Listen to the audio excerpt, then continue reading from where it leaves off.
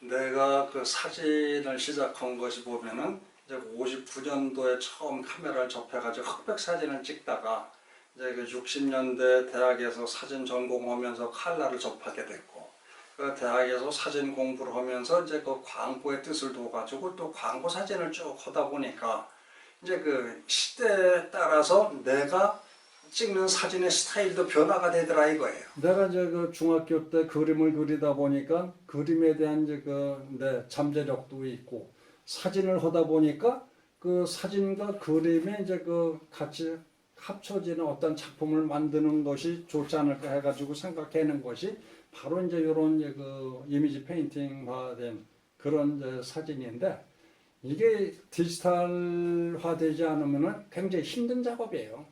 왜냐하면은 내가 1978년도 국전에서 대상 탔을 때는 디지털이 나오기 전인데, 그때 그 필름 가지고 이러한 작업을 했었거든요. 숲속에 연인이 그 빨간 옷 노란 옷 입고 앉아 있는 것을 갖다가 이제 그 만들어낸 건데, 사실은 그 사진이 흑백 사진이었어요. 그 톤 세퍼레이션을 해가지고 농도별로 8가지 농도로 만들어서 또 이제 그 다시 밀착을 해가지고 이제 음화, 양화 2개를 겹쳐가지고 이제 그 뒤에 색을 넣어가지고 8번 다중 촬영을 해서 만든 거죠. 그 국전에 출품을 해가지고 그 상을 탔는데, 그때 그 아이러니하게도 그 보도사진 교수였던 이명동 선생님께서는 그 사진을 보고 이것도 사진이냐 하고 굉장히 혹평을 했어요. 신동아이다. 아주 진짜 그 입에 담을 수 없을 정도로 호되게 야단 맞은 사진이 그 사진인데, 반면에 이제 그 미술계에서는, 디자인계에서는 사진에서 이런 그 새로운 그 사진이 나왔다 그래가지고 어마어마한 반응을 일으켰던 사진이거든요. 그 사진이 너무 앞서간 사진이 아니었나 하는 생각이 드는데, 지금은 그 디지털화 돼가지고 그것들 좀 비슷하게 만드는 게 손쉽게 다양하게 만들 수가 있었지만, 그 당시에는 그런 걸 만든다는 게 꿈조차 꿀 수가 없었으니까, 이게 사진과 그림의 경계를 넘나드는 그런 사진을 좀 해보고 싶어가지고 이제 그 이미지 페인팅이라는 제목으로 쭉 작업을 해서 2010년도에도 이미지 페인팅이라는 작업을 해서 전시했고, 2015년도에도 똑같은 작업을 해서 좀 규모를 키워서 전시를 했었는데, 그것은 내가 그 작품 성격에 따라서 어떻게 작업을 하느냐에 따라서 그 느낌이 달라지는 거니까. 지금 보는 이 사진도 보면 이제 그 5월 초에 많이 피는 양귀비 사진인데, 양귀비 사진 흔한 거지만 좀 더 새롭게 작업을 하기 위해서 여기 보면은 이제 그 붉은 양귀비와 그 이파리 파란 것들이 가까이서 보면은 이제 그 같은 이제 그 점점 누렇게 가지고 있는 그런 이제 그 유화 느낌이 나는 사진이지만은, 조금 멀리 떨어져서 보면 완벽한 사진 효과가 나거든요. 이제 이런 효과들을 내기 위해서 이제 그 색에 대한 감각을 알아야 이런 색 대비들을 시키고, 그 다음에 이제 그 나는 모든 사진을 찍을 때 피사체를 먼저 보질 않고 그 피사체에 들어갈 뒤 배경을 먼저 봐요. 그 배경을 먼저 보고 그 배경에 가장 적합한 위치를 택해서 그 메인 꽃을 넣고, 인물 사진도 마찬가지고요. 필요에 따라서 내가 좀 색채학 공부, 디자인 공부를 더 해야 되겠다 싶어서 미대를 들어간 것도 바로 이런 결과 때문에 이제 미대를 또 들어가서 공부한 거죠. 꽃들도 보면 여기 이제 그 작은 꽃이지만 그 벌이 한 마리 앉아 있는데, 이거 가까이서 보면은 완전히 이거는 유화지 사진이 아니에요. 근데 멀리서 보면은 그 꽃에 앉아 있는 벌이거든.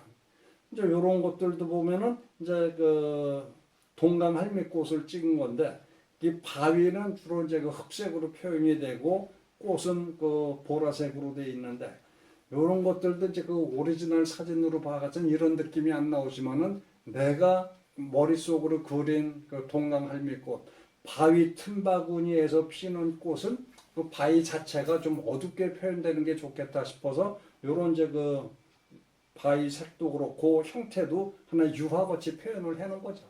그래서 그 순수한 사진보다는 이런 이제 그 이미지 페인팅적인 사진을 해놓게 되면은 가까이서 보면은 그림 같은데 멀리서 보면 멋있는 사진이고, 그래서 그 그림과 사진의 경계를 넘나드는 그런 사진을 나는 이제 그 이미지 페인팅이라고 그래가지고 그 내가 추구해오는 사진들, 좀 새로운 하나의 사진의 장르라고 생각할 수가 있겠죠. 그 시파단이라는 그 섬에 가서 거기서 한 이제 그 보름간 머물면서 쭉 찍었던 사진 중에 하나인데, 이런 것들은 이제 그 작은 물고기들이 떼를 지어서 다니는 건데, 나름대로 유화 같은 분위기를 내면 좋을 것 같아서 이 사진을 골라서 또 작업을 했고, 이 주변에 그 산호의 그 형형 색색들이, 이런 것들은 이제 그 페인팅 작업을 통해 가지고 이렇게 좀 유화 같은 분위기를 내주니까 아주 재밌어가지고 이 사진을 선택을 한 거고. 1970년대 후반부터 그 수중 사진을 찍기 시작해가지고 80년대 중반에 그 한국 수중 사진 협회라는 걸 창립을 해서 초대 회장으로 지내면서 수중 사진하는 사람들에게 기본 사진 교육도 시키면서 물속에서 사진 찍는데 수심 5m, 10m 바뀔 때마다 색온도가 변해요. 깊어질수록 붉은색이 다 없어지기 때문에 물속에서는 프레시라이트를 쓰지 않으면은 그 사진을 찍으면 다 포렇게 돼서 못 써요. 필름 선택할 때 그거에서 이제 코닥 필름과 후지 필름이 있는데 그 필름 선택을 잘해야 그 효과가 또 잘 나타나거든. 이제 수심 낮은 데에서는 코닥 필름을 쓰면은 물색이 녹색이 많이 껴가지고 색이 덜 좋고, 후지 필름을 쓰면은 녹색이 안 살고 이제 파랗게 돼서 아주 좋아요. 근데 그 반면에 수심 20m, 30m씩 내려가면 또 후지 필름보다 코닥을 쓰는 것이 색의 깊이가 또 있고, 이제 그런 것들은 내가 사진을 전공했고 컬러에 대한 공부를 했기 때문에 그 수심에 따라서 쓰는 필름 종류가 달라지는 것들도 알고. 요건 이제 그 제주도 주상절리 사진인데, 그 파도 치는 모습을 가만히 이렇게 보니까 어느 순간에 꼭 북한 지도 같은 느낌이 드는 거예요. 그러니까 북한 지도 같은 느낌이 들어서 거기서 이제 한 1시간 이상을 기다렸던 것 같아요. 그 파도가 치고 나갈 때 요 파도의 형태에 의해서 요것이 북한 지도 같은 느낌이 드는 것들, 그런 걸 찾아가지고 기다렸다가 요 사진을 찍는데, 이 사진 찍으면서 느낀 것이 뭐냐, 사진은 기다림의 미학이다. 이제 그런 생각을 한 거예요. 요런 걸 기다려서 요거 순간 포착을 해가지고 그 좋은 장면을 하나 담는 것도 굉장히 좋고, 이미지 페인팅화 시켜가지고 유화 같은 느낌의 사진을 좀 만들고, 울진에 있는 엑스포 그 공원에 가가지고 보니까 요거 비단잉어한테 우유를 먹이는 장면들이 있더라고요. 그 내 전시할 때 이 사진이 있었는데, 딴 건 모르고 요건 젖병 빠는 것들을 신기하니까 그 손자님이 이 사진이 좋다고 자기한테 달라고, 그래서 제 고모가 안 돼, 이거는 그 할아버지가 다 팔고 그러는 거니까 사야 돼. 그랬더니 주머니 뒤적뒤적 하더니 10,000원을 꺼내주면서 할아버지 이거 놔줘요. 그랬더니 그 너무 싸서 안 돼. 딴 사람들은 100,000원씩 사는데 10,000원 가지고 안 된다. 나는 그런 돈 없어요. 그래도 더 줘야 돼. 그랬더니 제 고모한테도 10,000원, 제 엄마한테도 10,000원 빌려달래서 30,000원 주면서 할아버지 이거 놔줘요. 그래서 이게 손자한테 30,000원에 파는 사진이에요, 이게. 근데 그 어린이 눈에는 이 우유병이 지가 우유병 빨던 생각이 나니까 그것이 이제 그 자기 눈에 와닿는지 이 사진이 자기는 좋다고. 그래서 그 지난번에도 얘네 집에 갔더니 그 손자 방에 이 사진이 지금도 걸려 있어요, 여기. 그래서 이 사진도 와서 이렇게 가까이 보면은 완전히 그 유화 같은 느낌으로 표현이 돼가지고 그것도 아주 재미있는 사진 중에 하나예요. 요게 독도에서도 이제 그 갈매기들이 나르는 것들을 좀 더 이제 그 페인팅화 시켜서 작업을 한 건데, 요건 이제 그 12mm 풀바디 12mm 카메라로 찍은 거예요.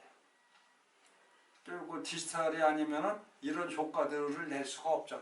이제 그 찍은 다이렉트 사진 가지고 변형시킨 게 아니고 단순히 포토샵에서 이런 효과를 내준 거예요. 아, 색에 대한 그 이 샤픈을 준다거나 네. 색을 더 첨가를 한다거나 이런 이걸 하신 거군요. 하고 싶은 얘기가 많죠. 근데 이제 그 필름 얘기는 이제 한 시대가 지나간 얘기이기 때문에 지금은 이제 그 필름도 흑백 필름 이외에는 나오는 게 없어요. 그 다음에 칼라 사진 자체가 이제는 이제 그 만들지도 않고 인화지도 없고 현상약도 만들질 않으니까 칼라 사진은 이제는 이제 우리가 찍을래야 찍을 수도 없고, 이제 그러니까 과거 필름은 잊어먹으라 하는 얘기를 제일 먼저 해주고 싶어요. 그러나 디지털로 바뀌어 가지고 하더라도 사진은 사진이고 칼라 사진이 필름을 안 쓸 뿐이지 디지털 이미지화 돼가지고 칼라 사진은 그대로 잘 나온단 말이에요. 근데 어떻게 보면은 필름 카메라 시절에는 노출 맞추는 게 엄청나게 까다로웠는데 이제는 디지털화 돼가지고는 노출이 조금 좀 부족이 되든 오버가 되든 후보정 작업에서 다 살려내기 때문에 오히려 사진 찍는 게 훨씬 더 쉽다고 생각을 해요. 대신에 쉰 대신에 옛날에는 찍기만 하고 필름 가지고 맡기면 다 인화했으니까 편했지만 이제는 디지털화되어 있으니까 그 디지털 이미지 자체를 내가 알아야 내가 원하는 사진을 만들 수가 있잖아요. 근데 지금 그 사진 시작하는 사람들도 나는 제일 먼저 권하고 싶은 것이 색에 대한 공부 좀 해라. 카메라 사용법에 대한 공부 좀 해라. 그 다음에 포토샵을 능숙하게 못하더라도 내가 기본적인 색 보정해 줄 수 있는 뭐 부분적으로 색 보정해 줄 수 있는 그런 공부를 하면은 과거 필름 때보다 훨씬 더 자기 실력도 향상되고 좋은 작품을 만들 수 있을 거다. 그런 얘기를 해주고 싶어요.